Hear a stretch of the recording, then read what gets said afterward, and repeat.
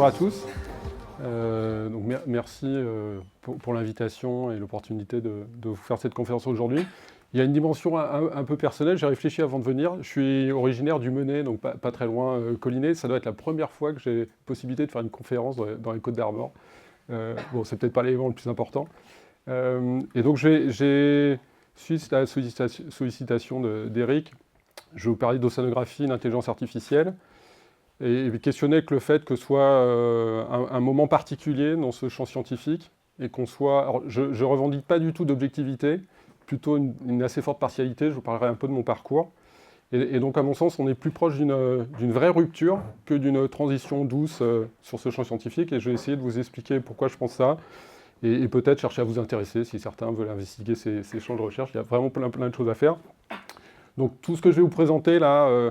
On est vraiment dans des domaines qui sont vraiment à l'interface de nombreuses disciplines scientifiques différentes, notamment mathématiques, informatique, physique, pour en citer quelques-unes. Et donc, je vais présenter certains résultats ou ces réflexions, font partie de réflexions dites interdisciplinaires avec un certain nombre de collègues, notamment en France, et pas que à Brest, donc notamment Julien Le Sommer, qui est océanographe à Grenoble, et Bertrand Chaperon, qui est océanographe à Brest, mais il y a des dizaines d'autres personnes qui pourraient être citées.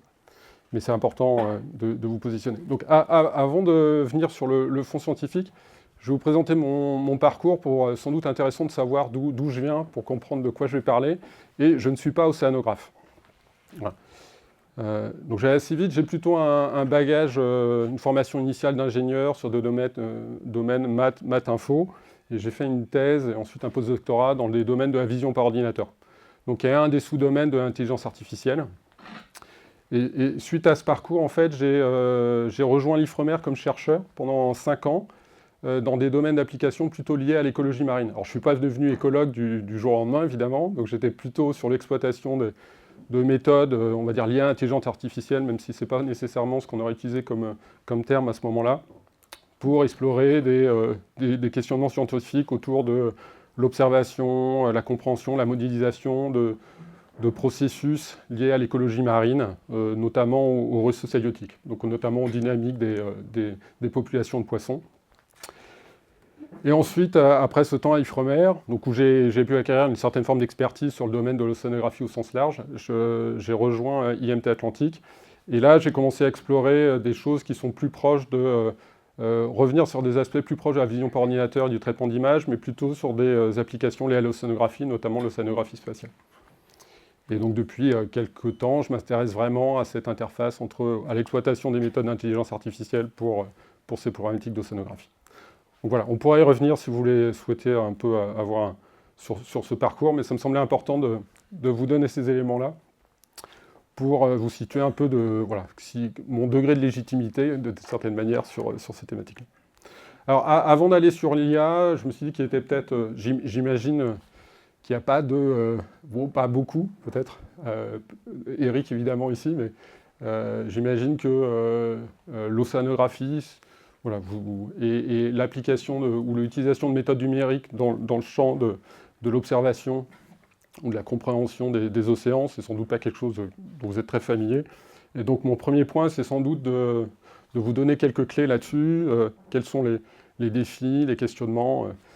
Peut-être ma première question, c'est de savoir si vous savez pourquoi on peut étudier les océans, est-ce qu'il y a un intérêt à ça, ou quel intérêt moi je peux trouver à étudier les océans. Je ne sais pas. Alors je ne l'ai pas mentionné, mais ce sera d'autant plus sympathique, je pense, ce moment d'échange, que je ne serai pas le seul à parler pendant 45 minutes. Et donc, n'hésitez pas à m'interrompre, et puis j'essaierai de poser des questions. Donc ma première question serait celle-là, c'est si quelqu'un pouvait se lancer sur pourquoi on étudie les océans. Il y a plein de raisons différentes. Est-ce que quelqu'un voudrait se lancer sur... Oui. On va dire, moi je penserais à l'écologie ou alors la protection des espèces, savoir où elles se situent, comment elles se déplacent et tout ça peut-être, avec les courants. Tu penses à une espèce en particulier ? Non.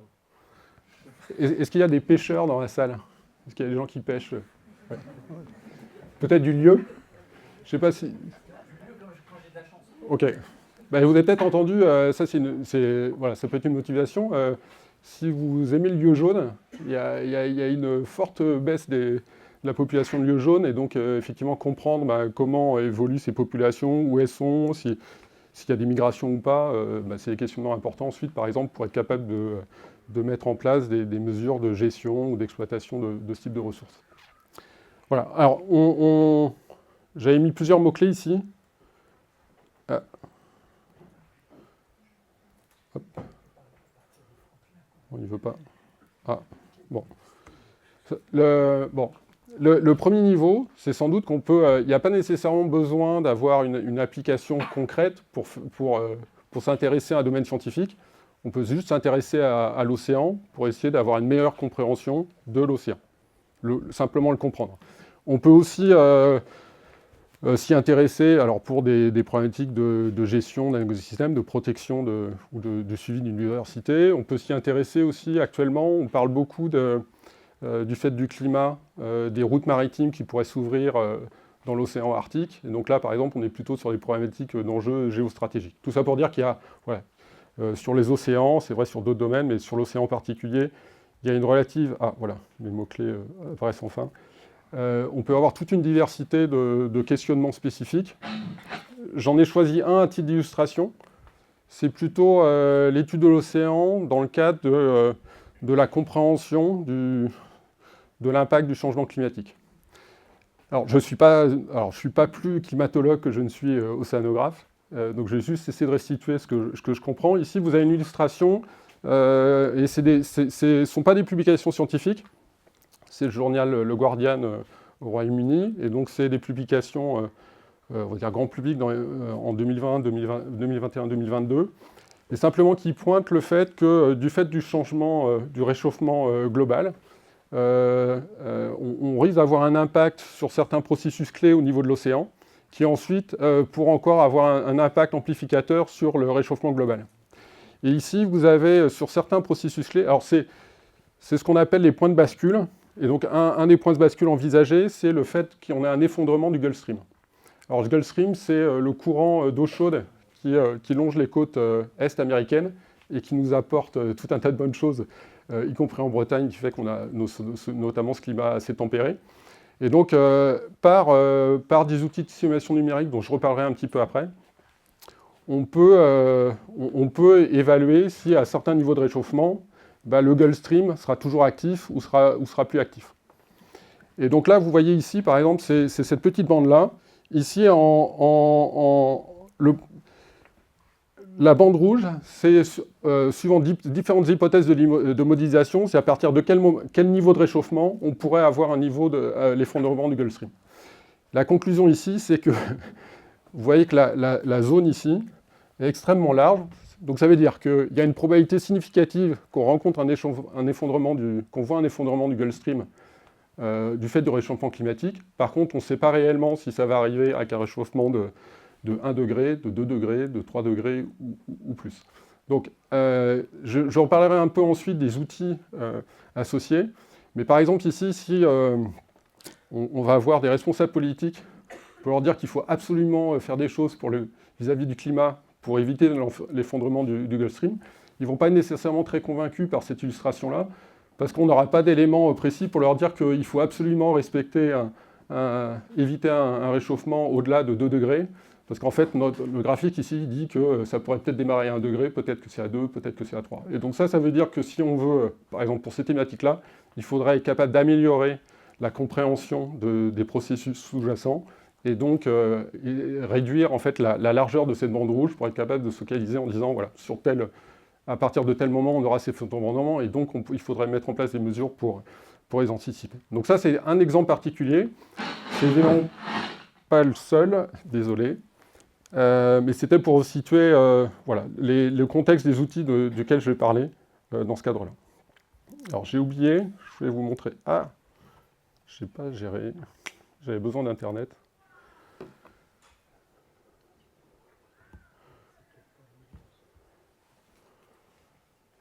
Je voulais vous montrer, je pense que vous n'avez pas vu.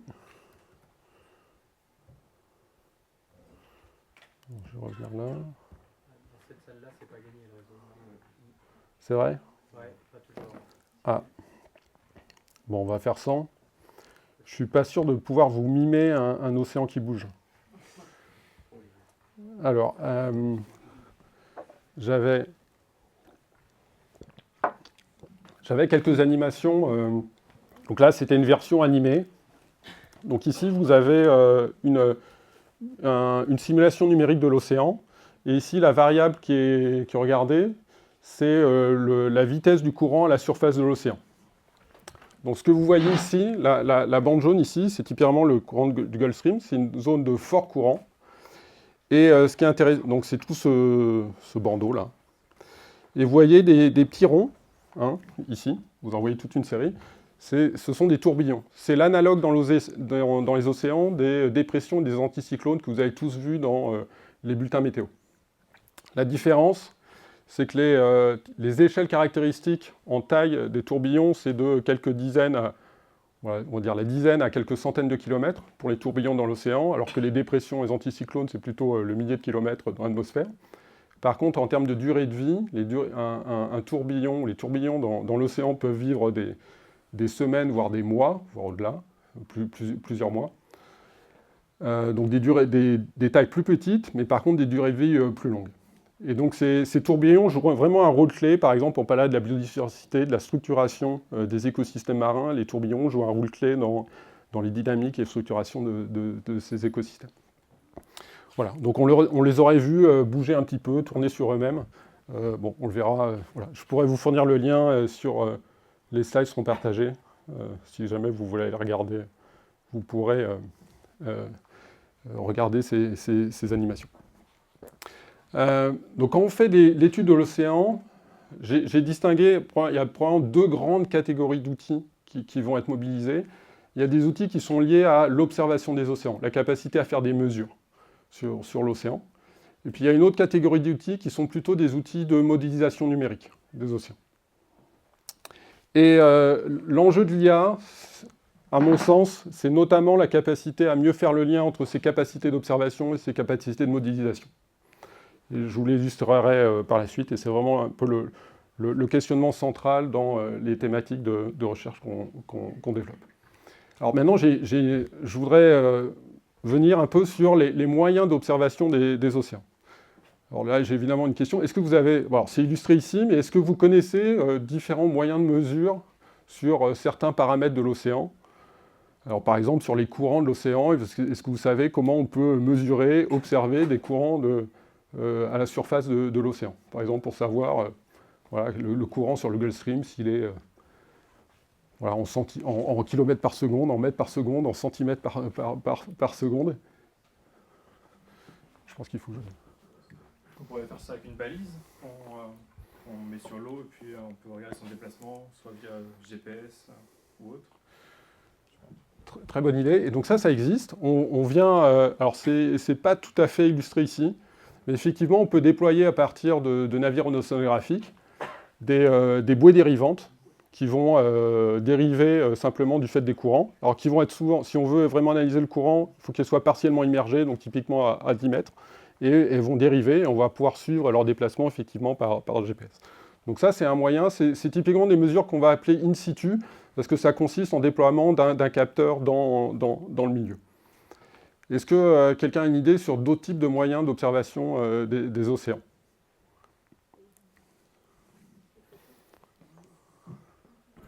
Moi j'aurais dit, pour la profondeur, on peut faire avec les sonars sur le bateau. Enfin, on envoie des ondes et on regarde quand elle revient, quoi. Ouais. Donc ça, là, sur l'illustration, c'est typiquement... donc c'était assez centré sur la biodiversité marine, les poissons, par exemple. C'est effectivement comme ça qu'on va pouvoir une évaluation de biomasse de poissons à l'échelle d'une zone assez grande. On va utiliser de l'imagerie sonar. Et c'est aussi comme ça qu'on va pouvoir caractériser les fonds marins, typiquement. Pour prendre quelques exemples. Il y a une autre modalité, et c'est la première par laquelle j'avais prévu de démarrer, c'est l'observation satellitaire de l'océan. En fait, on peut observer et mesurer des paramètres de l'océan à partir de l'espace. Donc il y a toute une série de satellites qui sont déployés, qui sont des satellites d'observation de la Terre. Donc par exemple, qui vont déployer des capteurs de type soit passif, soit actif. Donc passif, c'est par exemple un capteur infrarouge qui va en fait mesurer une rétrodiffusion de la Terre, en particulier la surface de l'océan, s'il n'y a pas de nuage entre le satellite et l'océan. Et donc ça, par exemple, ça va permettre de mesurer des températures à la surface de l'océan.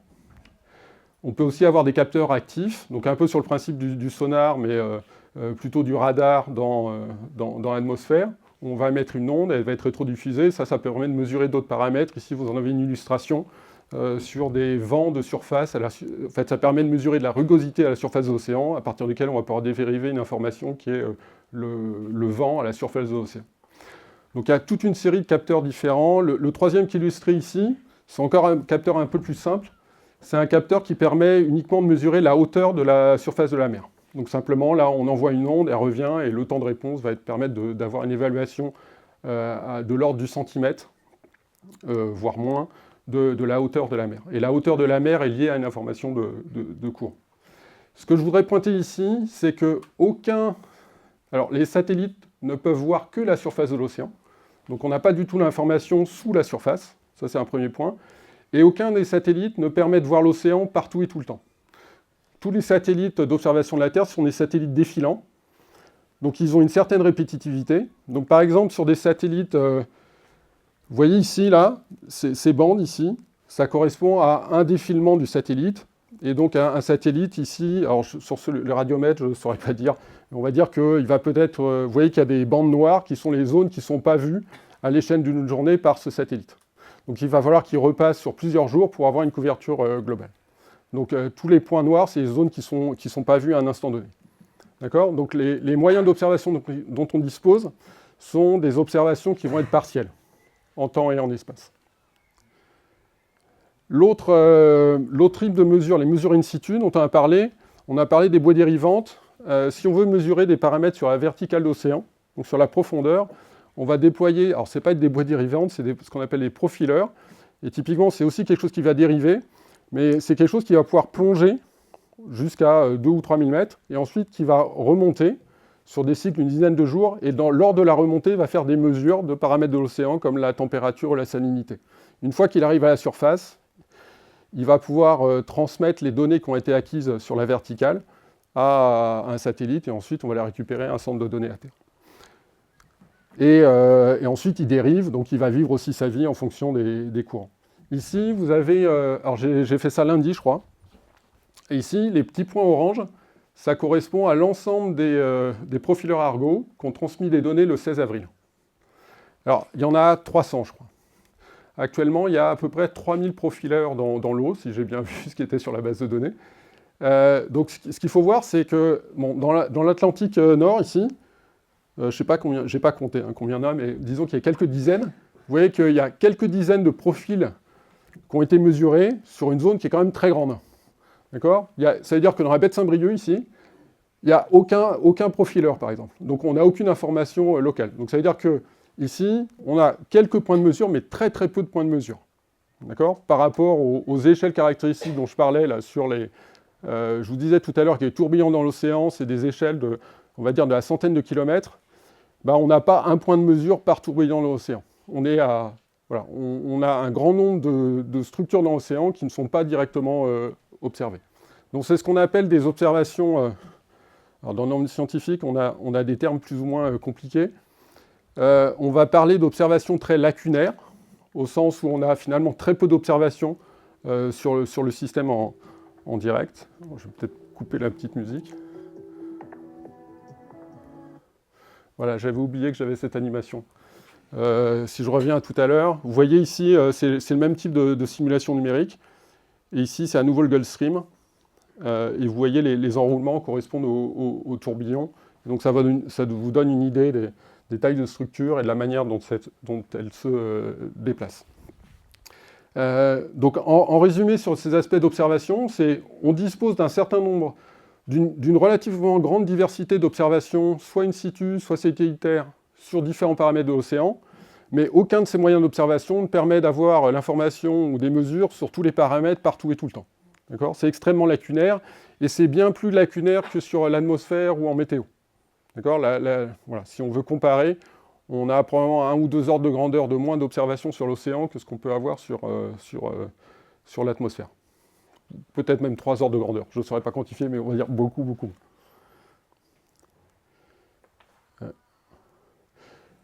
Donc tout l'enjeu de ce qu'on appelle l'océanographie opérationnelle, donc qui est, on pourrait dire océanographie numérique aussi, quelque part, ça va être d'exploiter au mieux ces données d'observation, de les lier à des capacités de modélisation, justement pour avoir la meilleure compréhension possible de l'océan, la meilleure connaissance de l'état de l'océan à un instant donné, et la meilleure capacité possible de prévision ou de simulation de l'évolution de l'océan à un futur proche, on va dire quelques jours à quelques semaines, ou à des échelles climatiques jusqu'à, on va dire, plusieurs dizaines d'années ou jusqu'à une centaine d'années.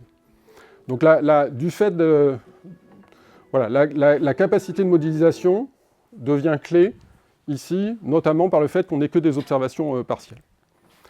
Donc sur cette slide, j'ai cherché à résumer un peu quelles sont les grandes composantes des systèmes qui sont utilisés en modélisation et en prévision pour l'océanographie. C'est très similaire au domaine de la météo. Donc vous avez globalement des capacités d'observation dont on a parlé. Vous avez la troisième boîte ici qui vont être des outils qui vont consister en des modèles numériques qui vont permettre de simuler de manière numérique l'évolution d'un océan virtuel, d'accord, d'un océan qui va être représenté de manière numérique.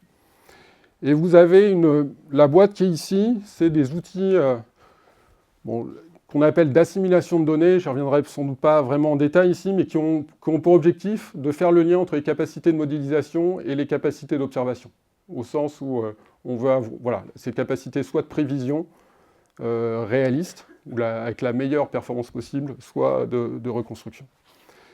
Par rapport à ce que je vais discuter tout à l'heure, par rapport à l'IA, ce qui est clé ici, c'est que ces outils sont extrêmement complexes d'un point de vue coût de calcul, et sont basés sur des moyens informatiques qu'on appelle HPC, donc calcul haute performance, et des langages de programmation qui sont le Fortran. Alors, je vais poser une question, je pense que je connais la réponse, mais ça m'intéresse de savoir, qui connaît le Fortran? Ah, pas mal, je pensais que ce serait pire que ça. Ouais, mais alors je pensais qu'il y aurait une limite d'âge plus marquée. Et donc le Fortran, c'est le langage de programmation qui est l'état de l'art dans le domaine de la simulation numérique et du calcul scientifique. Donc dans tous les modèles, on va dire, ou la plupart des modèles qui sont utilisés en prévision numérique du temps, en simulation numérique, en océanographie, pour les simulations climatiques, quand on parle du GIEC et des simulations climatiques, se sont basés sur des mises en œuvre avec le langage Fortran. Ce langage-là n'est actuellement pas du tout compatible avec l'IA. Voilà. J'y reviendrai ensuite, et c'est sans doute une des clés. Voilà. Ici, c'était simplement, vous avez peut-être entendu, je ne sais pas si vous avez déjà, j'imagine à la radio, vous avez dû entendre parler du service Copernicus au niveau européen, qui est en gros le service qui fournit les produits qui sont aussi issus de l'océanographie opérationnelle. Donc, ils fournissent les produits soit sur la connaissance des états océans à un instant donné, à partir en combinant données d'observation et données d'analyse. Donc, par exemple, tous les ans, quand vous avez un bulletin, voilà, moi j'en entends tous les ans sur France Inter, au moins une fois par an, on a une petite info nous disant qu'on a constaté un réchauffement climatique des océans de plus de tant de degrés. C'est issu de ces données agrégées sur le service européen Copernicus qui mobilise les outils dont je vous ai parlé précédemment. Et donc ces outils, ils intègrent à la fois la composante physique de l'océan, qu'on appelle l'océan bleu, la composante verte de l'océan, donc on va dire c'est la biogéochimie, l'aspect production primaire, biodiversité dans l'océan, et l'océan blanc, c'est la composante glace. D'accord ? Donc il y a une vision intégrée de l'océan. Ah, ça n'a pas bougé non plus. Ça, c'est plus dommage. Alors comment il fait ? Ah, ça marche en fait. Bon, c'est fabuleux. J'ai listé 3 défis liés à l'océanographie opérationnelle. Le premier, c'est vous donner des ordres de grandeur sur ce qu'on appelle la complexité. Donc ici, vous avez une animation et vous voyez des éléments ici qui correspondent à la résolution des simulations numériques considérées. Donc quand on dit résolution 1/4 de degré, ça veut dire que dans la simulation numérique, on va représenter un état océan sur un petit carré qui correspond à 25 km par 25 km. Donc la première résolution que vous avez dû voir, c'était 1 degré. C'est-à-dire qu'on va approximer l'océan avec des petits carrés de 100 km par 100 km sur la dimension horizontale. Donc 100 km par 100 km, vous voyez que ce n'est pas très précis. 25 km par 25 km, c'est plus précis. Et globalement, l'état de l'art actuel, ça doit être le centième de degré, en gros la précision kilométrique. Quel est l'enjeu? Donc ici, vous avez des ordres de grandeur, des puissances de calcul nécessaires. Donc on passe sur le degré, on est probablement de l'ordre du millier d'heures de calcul, un quart de degré, la dizaine de milliers d'heures de calcul. Si on est au 60e, on est à 40 millions, si mes sources sont fiables. Et Eric serait peut-être, si on passe au kilomètre, je ne sais pas, on multiplie peut-être par 10. Voilà, et 40 millions, ça commence à faire vraiment beaucoup. Donc, on ne peut pas lancer tous les jours une simulation numérique de l'océan à ces résolutions-là. On y réfléchit beaucoup quand on le fait. Alors, pour les contraintes de coût énergétique, évidemment, mais aussi parce que ça prend des mois de faire ces simulations numériques. Et ça a aussi un impact extrêmement important sur les choix de mise en œuvre qui sont réalisés et la motivation de choisir la programmation de type Fortran dont j'ai parlé précédemment. C'est extrêmement structurant. Et l'autre enjeu, c'est que suivant les résolutions qu'on choisit, on va être capable de représenter certains processus ou pas. Et donc par exemple, les tourbillons dont je vous ai parlé, si on fait une simulation au degré, on ne va pas pouvoir représenter du tout les tourbillons dans l'océan. Or, ces tourbillons, ils ont un rôle dans l'océan. Et donc, par exemple, si on s'intéresse à des simulations climatiques et qu'on n'a pas la représentation des tourbillons, on aura probablement des simulations aux échelles climatiques qui ne vont pas être nécessairement complètement pertinentes parce qu'on n'aura pas représenté l'ensemble des processus.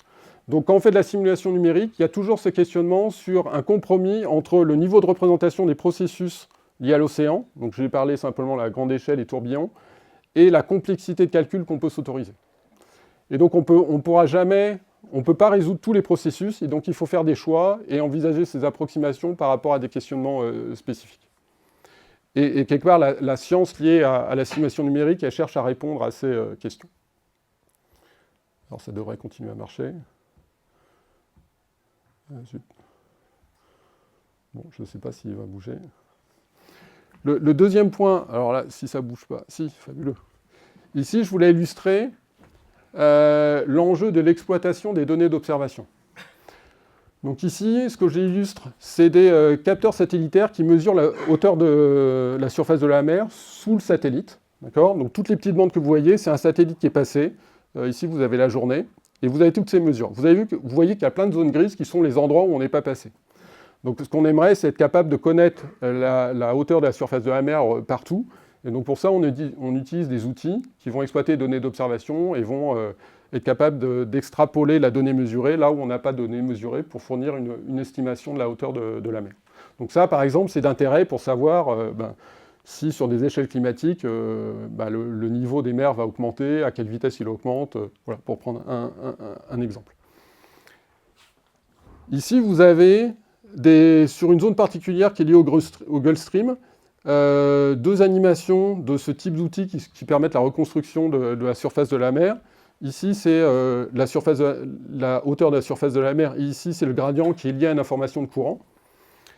Et avec deux méthodes différentes, et les éléments qui sont donnés ici, les deux nombres ici, au-delà de 200 km et 150 km, c'est les échelles qui sont résolues par ces méthodes. Ça veut dire que la meilleure méthode ici ne représente des échelles sur les structures à la surface de l'océan que jusqu'à 150 km. Donc ne permet pas du tout de reconstruire tout ce qui est en dessous de 150 km. Donc je vous ai dit tout à l'heure que sur l'océan, les tourbillons, les échelles caractéristiques, c'était de la dizaine de kilomètres à quelques centaines de kilomètres. Donc là, actuellement, l'état de l'art de ce qu'on sait faire, c'est qu'on ne sait reconstruire ou observer des structures sur l'océan à l'échelle globale que jusqu'à une centaine de kilomètres. Et donc ça fait qu'on est globalement pas capable actuellement d'avoir une reconstruction, ou y compris une prévision ensuite, des structures plus fines qui peuvent avoir à nouveau des rôles extrêmement importants. Par exemple, on parlait de la biodiversité et de la manière dont elle va structurer. Et vous voyez que même, suivant les classes de modèles, on peut même être encore plus aveugle, ou là, pour d'autres classes d'approche, on va être plutôt, ce qui est inférieur à 200 km ne pourra pas être reconstruit. Ici, c'est des éléments spécifiques pour une zone liée au Gulf Stream. Mais vous voyez qu'on est très loin de ce qu'on pourrait appeler une haute résolution, Donc pour le moment, si voilà, vous vouliez sur le domaine côtier la baie de Saint-Brieuc, 100 km c'est grand. Hein. Je ne sais pas combien fait la baie ici, mais je ne sais pas si quelqu'un a une idée de la distance entre Saint-Quay et... Bon, mais on doit être proche du pixel, là, d'accord? Donc tout ce qui est à l'intérieur de la baie n'est pas... et on est aveugle par rapport à ce type de dimension, peut-être pour situer les choses. Et ça, c'est l'état de l'art actuel, de ce qu'on sait faire. Et si on ne fait pas mieux, c'est... Bon, on cherche à faire mieux, mais si on ne fait pas mieux, c'est que c'est une difficulté, un défi scientifique. Le troisième exemple que j'ai pris, c'est la capacité à représenter des variabilités, et pour revenir un peu sur cette notion d'incertitude. Et donc ici... c'est tiré d'un article scientifique qui analyse, à travers différentes simulations climatiques du GIEC, l'évolution de la production primaire de l'océan. Donc on va dire typiquement de la production en chlorophylle ou en plancton de l'océan, sur différentes zones. Donc par exemple ARC, ça correspond à l'Arctique, c'est la zone bleue ici. Et donc la bande ici, c'est parce qu'il y a un grand nombre de simulations qui ont été réalisées avec différents modèles, différentes configurations de modèles, sur, voilà, on va dire une centaine d'années. Donc on peut regarder si tous ces modèles donnent la même simulation, ou s'il y a une certaine diversité. Donc la courbe rouge ici, ça doit correspondre à la moyenne, et le rosé ici, c'est en gros l'écart type, la variabilité des autres simulations. Donc vous voyez qu'il y a, pour certains exemples, si je prends cette zone-là, alors je n'ai pas regardé où elle était, c'est celle-là, ici, donc on va dire l'océan au sud, on va dire que les modèles sont relativement convergents et prédisent une augmentation de la production primaire. D'accord ? Si vous regardez d'autres situations, pour prendre la plus défavorable, peut-être celle-là, vous voyez qu'ici, certains modèles vont prédire une augmentation de la production primaire et d'autres vont prédire une décroissance de la production primaire. Ça, ici, on n'est pas capable de dire si c'est simplement parce que le système a énormément de variabilité, ce qu'on représente, c'est la variabilité du système, ou si ce qu'on représente ici, c'est plutôt un artefact de simulation, modélisation numérique, et donc les incertitudes associées sont plutôt liées à des incertitudes sur la modélisation, plutôt qu'à la variabilité intrinsèque du climat et de l'océan. Et donc là, l'objet, c'est voilà, de comprendre si ces incertitudes, ces variabilités sont intrinsèques et donc peuvent être et caractérisent le système, ou si on peut réduire ces incertitudes pour avoir une meilleure compréhension du système, et donc comprendre ici si le changement climatique va impacter la production primaire dans l'océan sur une centaine d'années, ce qui va impacter ensuite le plancton, ça va driver les populations de poissons, et donc pour savoir si on aura encore du lieu dans 100 ans, un peu au large ici, ou plus. Voilà. Donc ça, c'était mon... Alors, je ne sais pas où j'en suis. Bon, je continue. Ça, c'était plutôt pour vous positionner, voilà, les classes d'outils qui sont utilisées en océanographie et opérationnelle, et j'ai essayé de positionner trois défis par rapport aux outils existants. Et maintenant, je voudrais venir un peu sur qu'est-ce que peut faire l'IA dans ce contexte-là. Alors, je pense que vous avez tous entendu parler d'intelligence artificielle. Je pense que personne dans la salle n'a pu passer à côté de... Vous avez pu passer à côté du Fortran, mais pas de ChatGPT et d'équivalent pour la vision par ordinateur. Et en fait, ce qui est sans doute très, très intéressant d'un point de vue scientifique, c'est que autant les domaines qui étaient liés à l'IA, y compris la vision par ordinateur et par exemple le traitement du langage naturel, étaient plutôt des disciplines scientifiques divergentes qui vivaient dans des mondes très cloisonnés, très séparés il y a 20 ans. Actuellement, elles vivent dans le même monde. Voilà, le traitement du langage naturel utilise les mêmes types d'approches que ce qui est utilisé en vision par ordinateur. Et en fait, et les mêmes classes d'outils, d'un point de vue modélisation, d'un point de vue logiciel. Et ces outils de modélisation, ces outils numériques, ces logiciels sont aussi intéressants pour des domaines scientifiques qui ne sont pas les domaines d'application premiers de l'intelligence artificielle. Et en particulier les sciences du climat, l'océanographie ou la météorologie. Voilà. Et donc il y a je vous ai listé 2 exemples ici. Alors, est-ce que ça a marché ça? Bon, peut-être, on verra si ça bouge. Bon, si ça ne bouge pas. Ici, vous avez en bas à gauche des exemples d'une intelligence artificielle qui a été entraîné pour de la prévision numérique du temps à l'échelle globale. Donc c'est des résultats assez récents. Bon là c'est DeepMind qui a réalisé ces travaux et présenté l'année dernière, et qui sont maintenant à l'état de l'art de la prévision numérique du temps. C'est-à-dire que l'intelligence artificielle, en 2-3 ans de développement, arrive à l'échelle globale, à l'état de l'art de ce qu'on sait faire précédemment avec des outils de modélisation numérique que j'ai évoqués précédemment. Donc on est dans un moment charnière où il y a encore 5 ans, c'était de la science-fiction. Et en fait, en 2-3 ans, on arrive à un moment en fait, où l'IA devient aussi pertinente pour cette classe de problèmes. Alors que il n'y avait pas forcément de consensus là-dessus. Et donc si c'est vrai pour la météo, c'est probablement également vrai pour l'océan, et on commence à avoir des illustrations. On peut se poser la question de savoir si c'est quelque chose qui est nouveau ou pas. Et ce qui est extrêmement intéressant, c'est que ce n'est pas nouveau. Il y a des travaux dès les années 50-60 qui mobilisent des concepts d'intelligence artificielle pour le champ des géosciences, pour les champs des sciences du climat et de l'atmosphère. Donc en fait, d'un point de vue approche scientifique, ce n'est pas nouveau, mais on est à un moment où, comme je disais avant, le niveau de complexité des problèmes que peut aborder l'intelligence artificielle devient pertinent pour aborder des problématiques réalistes et réelles de ces domaines, sciences du climat, sciences de l'océan et de l'atmosphère. Ce qui n'était pas le cas il y a encore 4-5 ans.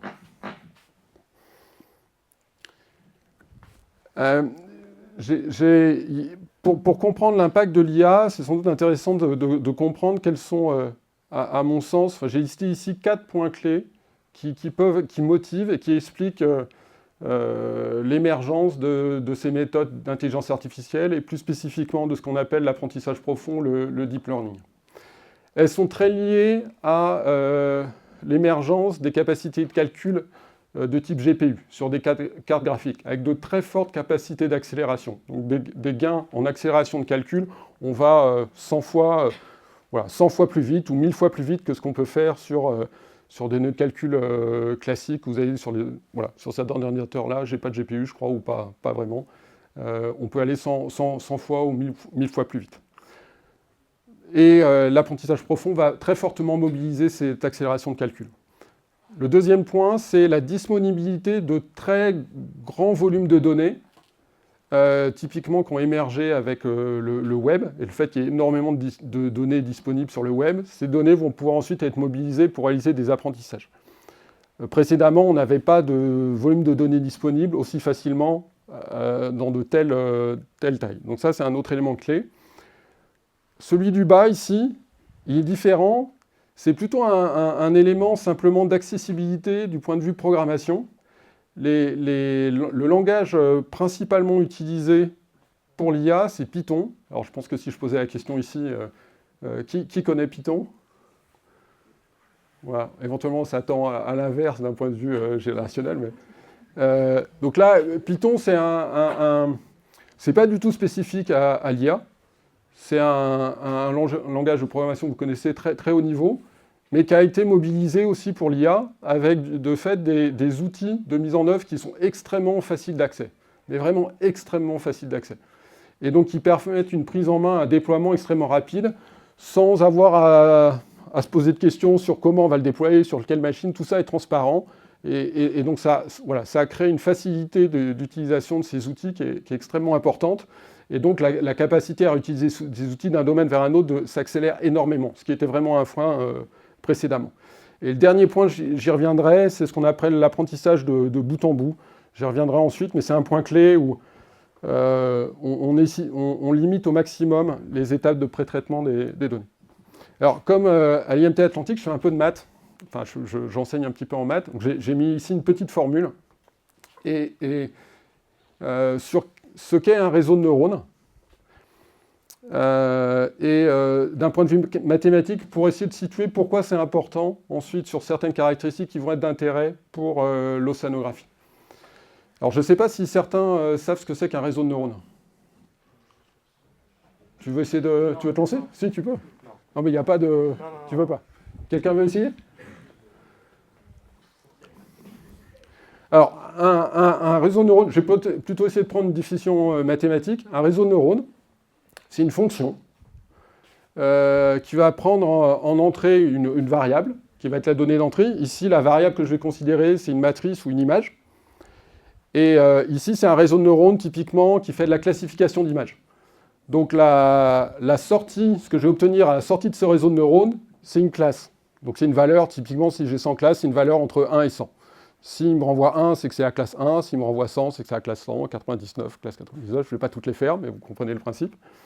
Donc globalement, le réseau de neurones, c'est une fonction d'un certain espace vers un autre espace. Ce qui est clé dans les réseaux de neurones, c'est que la manière dont est construite cette fonction, ce qui est visualisé ici, un réseau de neurones il est constitué de différentes couches. Et on parle de réseau profond et d'apprentissage profond, parce que les réseaux de neurones qu'on utilise actuellement sont constitués de nombreuses couches. On peut aller maintenant jusqu'à 1 millier de couches. Et la profondeur du réseau, c'est le nombre de couches. D'un point de vue mathématique, ça correspond à des compositions. Donc en fait, un réseau de neurones, c'est une fonction, et cette fonction, elle a comme particularité d'être décomposée comme la composition d'un grand nombre de fonctions. Donc dans le réseau ici, alors je n'ai pas compté, mais ça c'est ma première fonction, la deuxième, la troisième, etc. Et donc, ça veut dire que je prends mon image en entrée, je la fais passer dans la première fonction, j'obtiens un résultat. Ce résultat, je le mets en entrée de la deuxième fonction, j'obtiens un nouveau résultat, etc., etc., etc. Ces fonctions, donc la composition, voilà, tous les étudiants en prépa, vous connaissez, c'est une opération mathématique assez élémentaire. Et elle est extrêmement intéressante. La propriété qui est clé dans les réseaux de neurones, c'est que chaque fonction élémentaire, elle a la propriété d'être différenciable. C'est-à-dire qu'on est capable de calculer les dérivés de cette fonction par rapport aux paramètres de la fonction et par rapport à la variable qui est en entrée. Et ça, c'est clé, je réexpliquerai pourquoi. Le point qui est clé de la différenciabilité, c'est que si je vous donne deux fonctions, et vous avez deux fonctions dérivables, si vous les composez, vous avez là aussi la dérivée de la troisième fonction qui fait la composée des deux. Et donc, quand j'écris les choses de cette manière-là, un réseau de neurones comme étant la composition d'un certain nombre de fonctions élémentaires qui sont dérivables, j'ai aussi la dérivée de l'intégralité de mon réseau de neurones. Alors, je pense que... Est-ce que certains savent pourquoi la capacité à calculer des dérivés, c'est vraiment clé dans les domaines de l'ingénierie? Ça, je pense que j'imagine que peu d'entre eux, c'est des choses qui n'ont pas été abordées sur l'optimisation, pas du tout, je pense en cours. Ça va être clé pour ce qu'on appelle la capacité à résoudre des problèmes d'optimisation. Donc, premier point, réseau de neurones, c'est une fonction mathématique, et cette fonction, c'est la composition de fonctions élémentaires simples, chacune étant différenciable. Deuxième point, qu'est-ce qu'apprendre pour un réseau de neurones? Ce qu'on entend par apprentissage, j'imagine si je reformule classiquement, c'est qu'on va donner un certain nombre d'exemples de la tâche à réaliser. Donc ici, c'est typiquement, j'ai des images en entrée, une classe. Donc imagine qu'on veut construire un réseau de neurones qui apprend à discriminer des chats et des chiens. On va donner plein d'images de chats, en disant, ça c'est une image de chat. Donc ça veut dire qu'on lui donne une image x1, et pour cette image x1, je dis y1 c'est chat. Ensuite, j'ai peut-être 1000 images de chat, et puis après j'ai des images de chiens. J'ai l'image de chien, et je dis le y associé c'est chien. Et le réseau, ce qu'il va faire, c'est qu'il va chercher à adapter ses paramètres. Donc dans un réseau, on a des paramètres. Je vous dis que ces fonctions avaient des paramètres. C'est ce que j'appelle θ ici. Et on va chercher à adapter les paramètres du réseau de telle manière à ce qu'il donne la bonne réponse. C'est-à-dire que quand je lui donne une image de chat, il me dit bien c'est un chat. Et quand je lui donne une image de chien, il dit bien que c'est un chat. D'un point de vue mathématique, ça va être formulé comme un problème d'optimisation. Donc en fait, ce qu'on va mesurer, pour un jeu de paramètres donnés, on va être capable d'évaluer quel est par exemple le pourcentage d'erreurs de classification. Combien de fois mon réseau de neurones se trompe. D'accord ? Si j'ai un jeu de paramètres donnés, θ, pour chaque image, je vais fournir mon image x, j'obtiendrai une réponse y, et je vais pouvoir comparer cette réponse à la vérité. Je sais que c'est une image de chat ou de chien. Donc je serai capable d'évaluer si mon réseau de neurones va se tromper ou pas. Donc si je fais ça sur 1000 images, par exemple, je vais pouvoir mesurer le taux d'erreur de classification. Un bon réseau de neurones, c'est un réseau de neurones qui aura peu d'erreurs. Un mauvais réseau de neurones sera un réseau de neurones qui aurait beaucoup d'erreurs. Donc le problème que je cherche à résoudre, c'est trouver les paramètres θ qui vont donner la plus petite erreur possible. Donc ça, je peux le formuler, donc ce que j'appelle L ici, c'est ma mesure d'erreur, et je vais chercher à trouver les paramètres θ de mon réseau de neurones de telle manière à ce que cette mesure d'erreur soit la plus faible possible. Et donc ça, c'est ce qu'on appelle un problème de minimisation. Donc minimiser par rapport à certains paramètres une fonction d'erreur ici que j'appelle L et qui va dépendre d'un certain nombre d'exemples d'apprentissage que j'ai fournis. Alors pour résoudre ces problèmes d'optimisation, c'est là qu'on va utiliser des méthodes qu'on appelle de descente de gradient et qui vont mobiliser en fait le calcul de dérivées dans les réseaux de neurones. Donc, je ne vais peut-être pas m'appesantir là-dessus, mais le principe est assez simple. Si vous êtes en haut d'une colline et vous voulez aller en bas, ce que vous faites, vous suivez plutôt la pente qui descend, vous ne remontez pas. Bon, la notion de pente, d'un point de vue mathématique, vous l'obtenez à partir du calcul de la dérivée. Donc, imaginez que je suis ici, pour j'ai mon réseau de neurones pour une tâche donnée, il est ici, j'ai choisi des paramètres aléatoires au départ, θ, parce que je n'avais pas trop d'idées, je suis parti ici. La question, c'est comment je peux aller vers ce point ici, qui serait le minimum d'erreur. Bon, si je suis ici, je vois que quand je vais dans cette direction, ici, ça descend. Donc, je vais choisir celle-là. Et la manière de connaître cette direction, ça va être de calculer la dérivée de ma fonction d'erreur par rapport aux paramètres. Et ça, je vais pouvoir le faire parce que mes réseaux de neurones sont différenciables. Voilà. Donc, si vous avez un élément à retenir ici, c'est que la différenciabilité dans les réseaux de neurones, c'est vraiment quelque chose qui est intrinsèque et qui est un élément intrinsèque des réseaux de neurones et qui est un élément constitutif des capacités d'apprentissage. Si on n'a plus de différenciabilité, on n'a plus de réseau de neurones, on n'a plus de capacité d'apprentissage.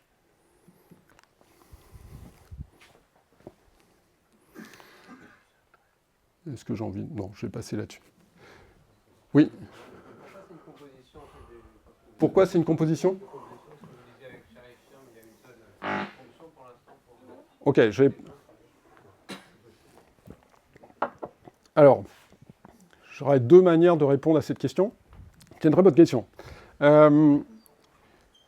Les opérations, je n'ai pas du tout parlé des opérations qui sont mobilisées. En fait, dans les opérations élémentaires qui sont mobilisées, il y a deux types d'opérations.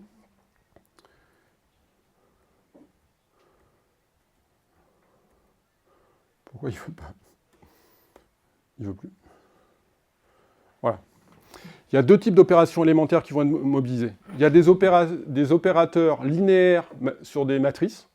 Voilà, si ça parle, je ne sais pas si... Voilà, ça c'est une classe de fonctions.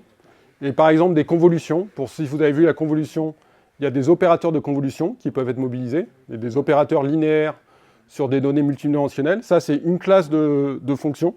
Et l'autre grande classe de fonctions, donc la première classe est linéaire, la deuxième classe de fonctions, c'est des fonctions qui sont non linéaires, mais s'appliquent uniquement sur des scalaires. D'accord? On va travailler sur si on a un vecteur, on va travailler sur chaque composante du vecteur indépendamment, avec une fonction non linéaire. Donc globalement, si je résume, et c'est quasi vrai, tout réseau de neurones, c'est une séquence de composition d'opérateurs linéaires et d'opérateurs non linéaires. Voilà.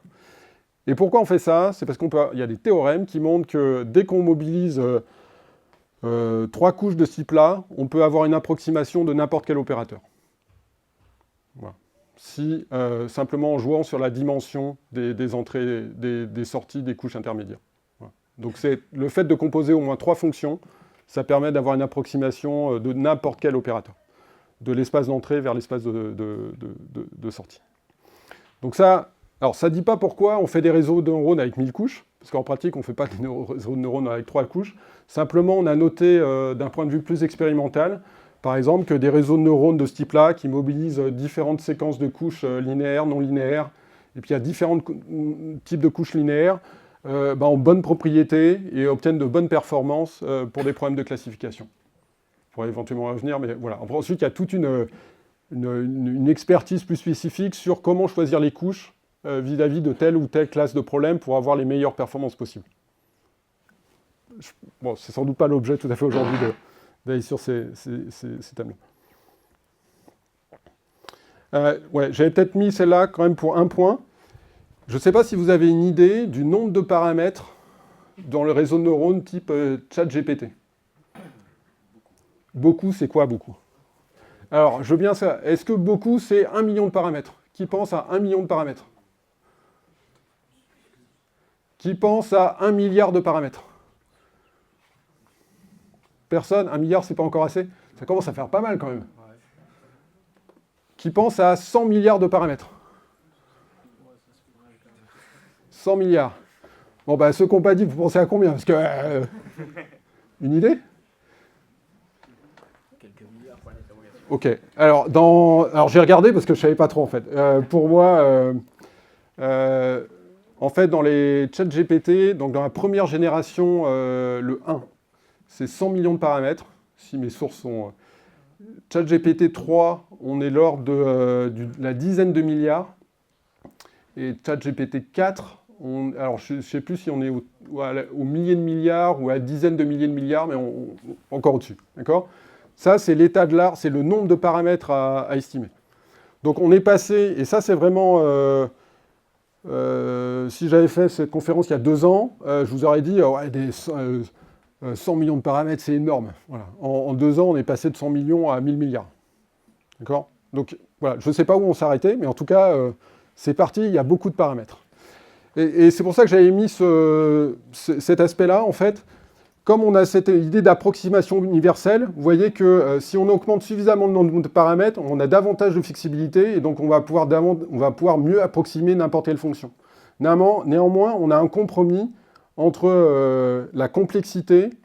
Donc la complexité, ça va faire que sur le jeu de données qu'on fournit en exemple, on va pouvoir prédire parfaitement et avoir une erreur qui est nulle. Par exemple, dans mon problème de classification, je vais pouvoir prédire parfaitement les images de chat et de chien.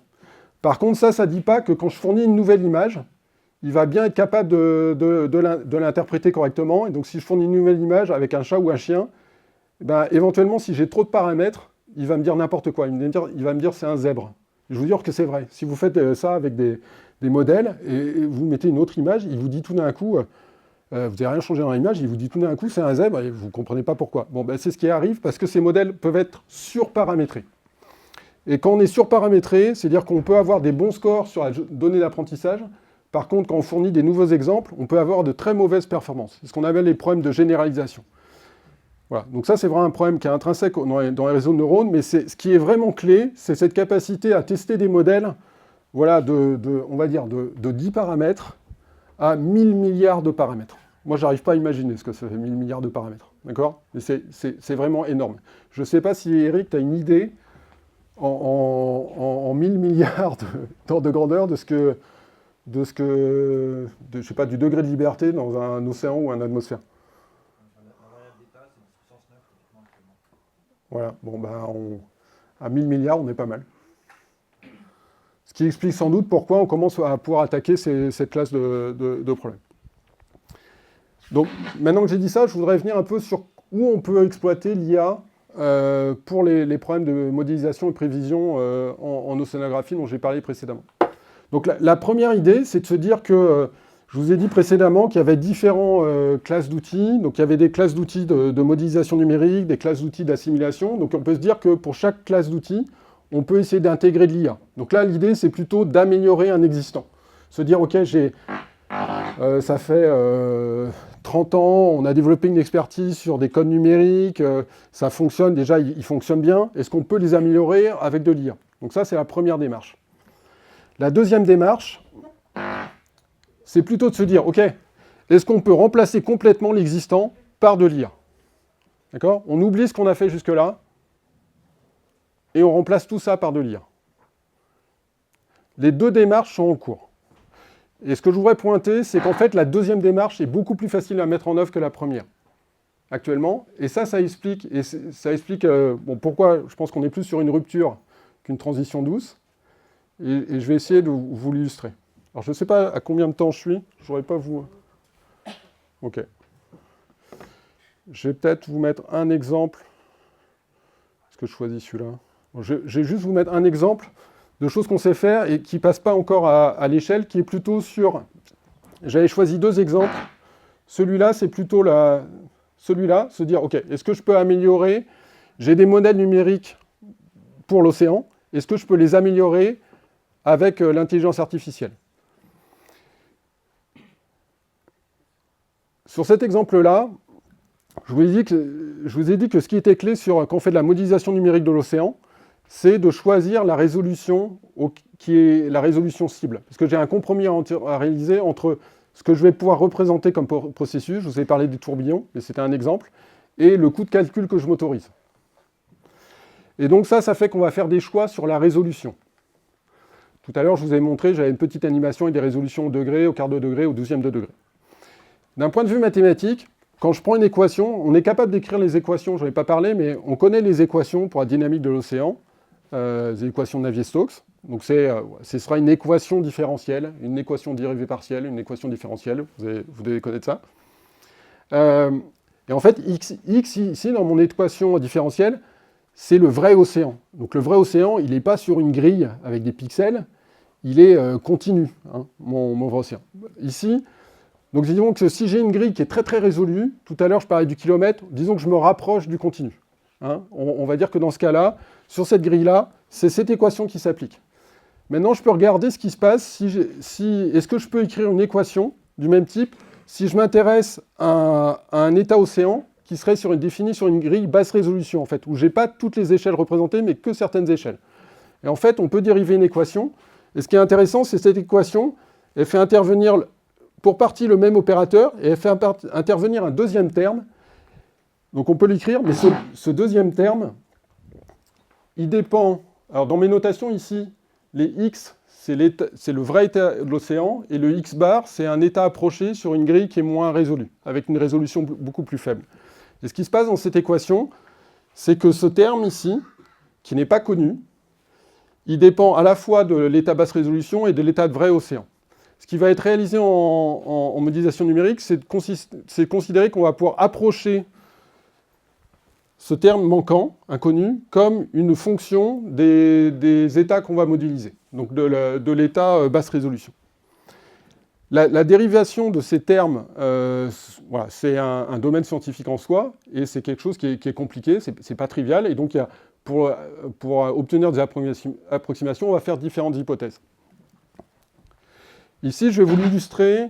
Alors, on n'est pas en capacité de l'illustrer sur un modèle représentatif de tout l'océan. Je vais vous l'illustrer sur une classe de dynamiques qui sont néanmoins représentatives des dynamiques à la surface de l'océan. Et c'est ce qu'on appelle des dynamiques quasi-géostrophiques.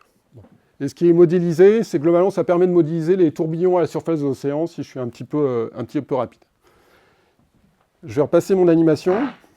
Ce que vous avez à gauche, c'est, voilà, qu'est-ce qui se passe si j'ai lancé ma simulation numérique à très haute résolution, et ensuite j'ai réduit la résolution. Je l'ai ramené sur ma grille 64-64. Okay, ça, c'est ce que j'aimerais être capable de simuler. Et ce que vous avez à droite, ce que vous avez ici, c'est ce que fait l'état de l'art, qui n'est pas basé sur l'apprentissage, qui est plutôt basé sur des dérivations analytiques. Et ce que vous pouvez voir, c'est qu'on a perdu pas mal de détails sur les petits tourbillons dans ce que vous avez pour vous à droite. Et donc, l'idée de l'apprentissage, ça va être de mobiliser des méthodes d'apprentissage, où tout à l'heure, ce que j'avais le terme manquant dans mon équation, R, on va le remplacer par un réseau de neurones. Et l'objectif de l'apprentissage, ça va être d'apprendre ce terme dans cette équation. Et ici, vous aviez vous voyez que vous avez deux résultats, que je ne vais pas détailler. À chaque fois, c'est des approches basées de réseaux de neurones. Et vous voyez qu'il y en a une où on obtient de meilleurs résultats. Donc cette simulation-là reproduit mieux les petites structures que ce que faisait l'état de l'art dont je vous ai parlé précédemment. Mais si on ne travaille pas bien sur les réseaux de neurones, on peut aussi produire des résultats aberrants. D'accord ? Au sens où ici, c'est une simulation numérique. Vous voyez qu'au début, je ne sais pas si vous voyez au tout début, voilà, si je remets au tout début, là c'est pas mal, et on voit apparaître des points blancs. Et ça, en fait, c'est une simulation numérique qui explose, et on a une accumulation d'erreurs. Et donc si on fait ça dans une simulation climatique, bah, c'est un problème, parce que c'est-à-dire qu'on va simuler un état là, océan qui est tout blanc, il n'a plus aucun sens physique. Donc ça, c'est des choses qu'on veut absolument pas, qu'on va absolument prescrire et éviter dans ces simulations numériques. Et ça, c'est vraiment l'état de l'art actuel sur les thématiques réseau de neurones. C'est que actuellement, Donc là, on est capable de faire des... Ici, on est je sais pas, 2-3 ordres de grandeur en deçà de la complexité des systèmes de simulation numérique de l'océan. Et c'est l'état de l'art actuel de ces démonstrations pour les approches basées apprentissage. Donc, le questionnement actuel, c'est comment on va vers des ordres de complexité supérieurs et vers des simulations réalistes de l'océan. Ça correspond au questionnement scientifique actuel sur ces approches-là. J'avais une autre... je vais skipper ça. Pourquoi il ne veut pas... J'avais une autre illustration qui était plutôt illustrer cette capacité à remplacer tout un système. Et je vous en ai déjà parlé un petit peu pour la météo. Il y a aussi ce genre de démonstration. Et quelque part, ces démonstrations avancent plus rapidement et sont en capacité d'attaquer, d'avoir des démonstrations directement sur des systèmes réels et non pas sur des systèmes simplifiés comme ce que j'avais. Le dernier point que je voulais discuter, c'était est-ce qu'on est sur une transition ou une rupture ou une révolution sur l'IA. Là-dessus, le premier point que je voudrais, qui est vraiment, de mon point de vue, quelque chose qui est essentiel, on parle souvent, quand on parle de réseau de neurones, on parle souvent de boîte noire. Alors je ne sais pas si ici, dans le sens où, même si je vous ai dit tout à l'heure qu'on avait une fonction mathématique, en fait, cette fonction mathématique a 1000 milliards de paramètres, en fait, on n'arrive plus à la comprendre. Il y a tellement de paramètres qu'on ne la comprend plus. Mais en fait, je voudrais pointer ici que la plupart des représentations numériques, des algorithmes, des modèles qui sont utilisés dans la physique peuvent être réécrits comme des réseaux de neurones. Ici, c'est un exemple très simple sur la résolution de l'équation de la chaleur. Donc, qui est juste la propagation de la chaleur. Ce type d'équation, on a des méthodes de résolution numérique de cette équation qui sont connues et qui ont des bonnes propriétés. Ces méthodes-là, on peut tout à fait les mettre en œuvre dans le cadre de réseaux de neurones. Voilà, ça, c'est tout à fait possible. Et ce que je veux pointer ici, c'est que quand on parle de réseau de neurones boîte noire, finalement, ça correspond à une famille, une forme de paramétrisation de choix des couches et des paramètres dans les réseaux de neurones, mais il y a une énorme diversité de choix possibles, y compris des choix qui sont basés sur des éléments théoriques ou la physique. D'accord ? Donc bien distinguer, quelque part, l'outil de mise en œuvre, le langage de programmation qui permet de définir des réseaux de neurones, de la forme de paramétrisation ou de choix spécifiques. Et du coup, ce qui est extrêmement intéressant dans cette démarche-là, je vous ai parlé de la...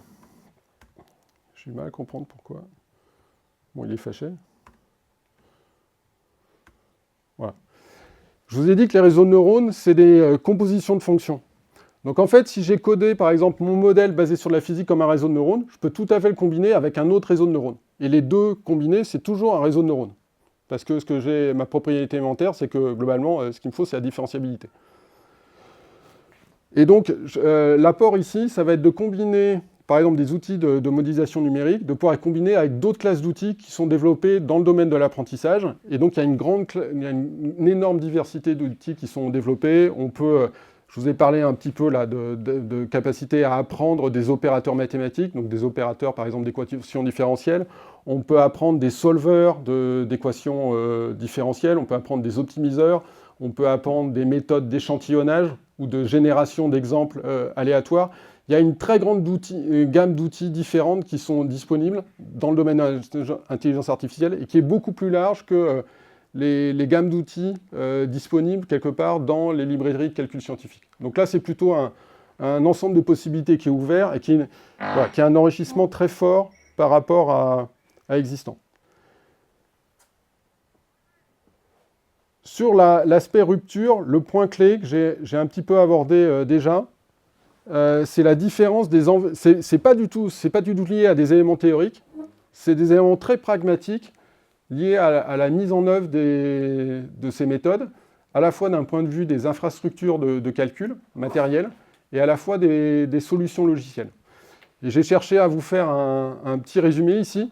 Ici, à gauche, vous avez les solutions qui correspondent à l'état de l'art, qui sont basées sur, je vous ai dit, du langage Fortran et du calcul haute performance. Et à droite, vous avez l'environnement IA. Donc l'intérêt, la grande force de ce qu'on a à gauche, c'est que ça résulte d'une expertise de plusieurs dizaines d'années. Ce sont des codes qui ont été optimisés en termes de performance, mais pour certains types d'infrastructures, et notamment des infrastructures des calculs distribués qui mobilisent plein de CPU et font du calcul parallèle. On va paralléliser les tâches pour les optimiser. Le point faible ici, c'est l'absence de différenciabilité vis-à-vis de l'IA et l'absence de librairie avec des bonnes performances pour l'IA. Il n'y a pas de bonne librairie en Fortran. Ça n'existe pas actuellement. Donc ça ne permet pas de mobiliser des concepts IA facilement dans des environnements de type HPC Fortran. Et l'autre point, c'est que par construction, alors je ne suis vraiment pas un spécialiste Fortran, mais je comprends que la modularité n'est pas du tout quelque chose qui a été recherché initialement dans les codes Fortran. Donc ils ne sont pas faits pour être découpés en petits modules qu'on pourrait recomposer à l'infini. Alors que ça, c'est quelque chose qui a été réalisé dans le domaine de l'IA.